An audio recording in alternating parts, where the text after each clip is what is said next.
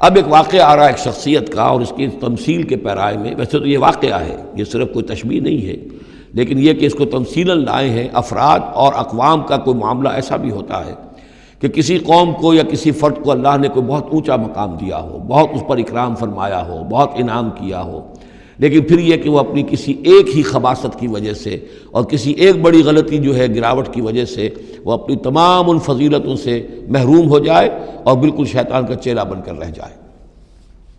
وَاتْلُ عَلَيْهِمْ نَبَأَ الَّذِي آتَيْنَاهُ آيَاتِنَا، یہ بلعام بن باورہ، اس کی تفصیل جو ہے تورات میں ہے۔ یہ ایک اسرائیلی تھا، بہت نیک، عابد، زاہد، عالم، تورات کا بہت بڑا عالم، عابد اور زاہد، اور لوگ جو ہیں اس کی بہت عزت کرتے تھے، احترام کرتے تھے، اولیاء اللہ میں سے تھا۔ وَاتْلُ عَلَيْهِمْ نَبَأَ الَّذِي آتَيْنَاهُ آيَاتِنَا، نبا ہے اس لیے یہ واقعہ ہے، یہ صرف مثال نہیں ہے۔ ان کو سنائیے خبر اس شخص کی جس کو ہم نے اپنی آیات عطا کی تھی۔ اس سے میں یہ مفہوم لیتا ہوں کہ صاحب کرامت بزرگ تھا، یعنی جو آیات جو ہیں یہاں پر خاص طور پر کرامت کے لیے آ رہا ہے۔ فَانْسَلَخَ مِنْهَا، وہ اس میں سے نکل بھاگا۔ فَأَتْبَعَهُ الشَّيْطَانُ، تو شیطان اس کے پیچھے لگ گیا۔ یہاں بھی ایک نکتہ بہت اہم ہے، پہلے انسان خود غلطی کرتا ہے، شیطان مجبور نہیں کر سکتا کسی کو غلطی پر۔ اِنَّ عِبَادِي لَيْسَ لَكَ عَلَيْهِمْ سُلْطَانٌ، کوئی اختیار کسی بندے پر شیطان کو حاصل نہیں ہے۔ غلطی خود کرے گا، اب شیطان جو ہے اس کا پیچھا کرے گا، اور اب اس کو، جس کو ہم کہتے ہیں ہمارے پنجاب میں یہ کہا جاتا ہے برے کو گھر تک پہنچا کے رہنا، کہ اب یہ کہ اسے کہیں راستے میں چھوڑے گا نہیں، بلکہ آخری برائی کی آخری منزل تک پہنچائے گا۔ وَاتْلُ عَلَيْهِمْ نَبَأَ الَّذِي آتَيْنَاهُ آيَاتِنَا فَانْسَلَخَ مِنْهَا فَأَتْبَعَهُ الشَّيْطَانُ فَكَانَ مِنَ الْغَاوِينَ، تو وہ ہو گیا گمراہوں میں۔ وَلَوْ شِئْنَا لَرَفَعْنَاهُ بِهَا، ہم چاہتے تو اسے ان آیات اور جو بھی اس کے پاس علم تھا اس کے ذریعے سے ہم اسے اور بلند کرتے اور اونچا مقام دیتے۔ وَلَكِنَّهُ أَخْلَدَ إِلَى الْأَرْضِ، مگر وہ تو زمین کی طرف دھنستا چلا گیا۔ یہ زمین کی طرف دھنسنا کیا ہے؟ ایک ہمارا جسد ہے، یہ حیوانی جسد، یہ زمین سے آیا ہے، منہا خلقناکم، اور اس کے تقاضے ہیں۔ ایک وہ روح ہے جو عہد کر کے آئی ہے الستو بربکم، ان کے درمیان کشاکش ہے۔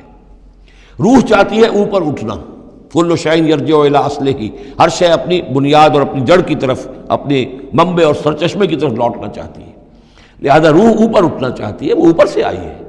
یہ جسم جو ہے، یہ ہمارا حیوانی جسد، یہ زمین سے آیا ہے، اس کی ساری توجہات زمین کی طرف ہیں، یہیں کا مال و متاع ہو، یہیں سے اس کی خوراک آ رہی ہے، یہیں سے اس کی تقویت کا سامان آ رہا ہے، ساری چیزیں یہ۔ اب یہ جو کشاکش ہے، انسان کی روح وہ اللہ کی طرف جانا چاہتی ہے، اور یہ جسم جو ہے یہ دنیاوی لذتوں میں، عیش میں، دنیا کے اندر جو ہے حلال سے حرام سے جو بھی حاصل کیا جا سکے، بابر بعیش کوش کہ عالم دوبارہ نیست۔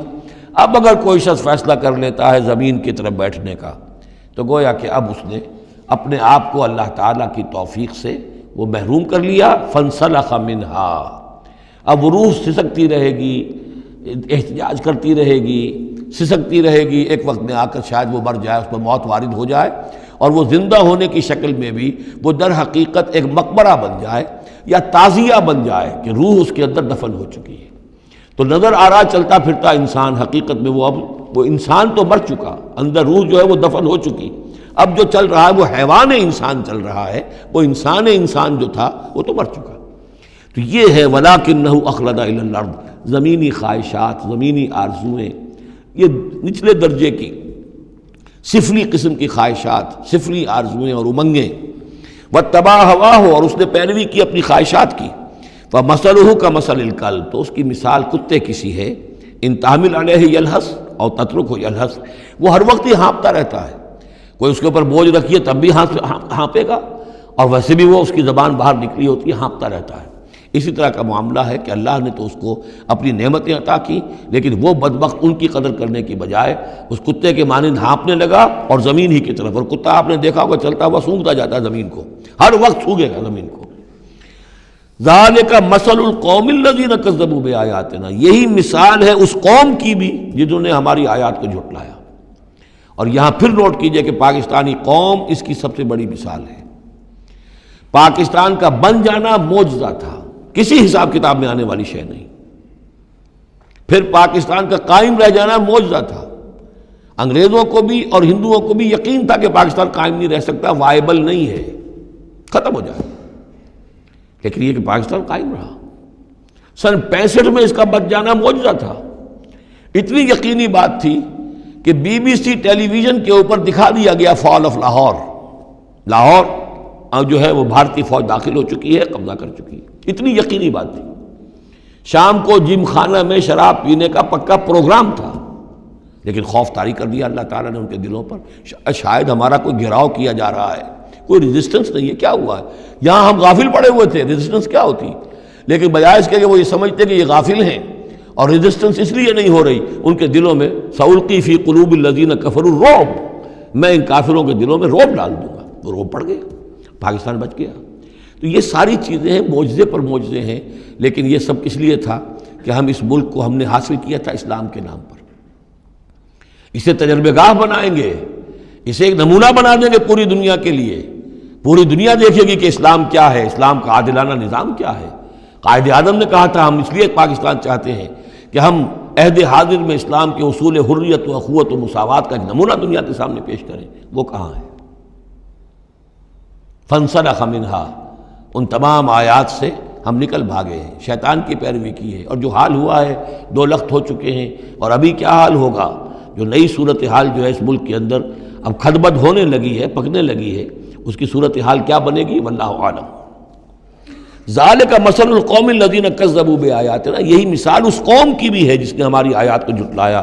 فاقصص القصص لعلہم یتفکرون, تو اے نبی آپ یہ چیزیں سنا دیجئے, شاید یہ تفکر کریں, شاید کہ یہ غور کریں, آپ یہ باتیں ہماری سنا دیجئے. سا مثلا القوم الذین کذبوا بآیاتنا, بری ہے مثال اس قوم کی جنہوں نے ہماری آیات کو جھٹلایا. وانفسہم کانوا یظلمون, اور وہ خود اپنی جانوں کے اوپر ظلم ڈھاتے رہے. من یہد اللہ فہو المہتدی, جسے اللہ ہدایت دیتا ہے وہی ہدایت یافتہ ہوتا ہے. ومن یضلل فاولئک هم الخاسرون, اور جس کی گمراہی کے اوپر اللہ تعالیٰ کی طرف سے مہر قائم ہو جائے تو وہ تو تباہ ہونے والے ہی ہیں.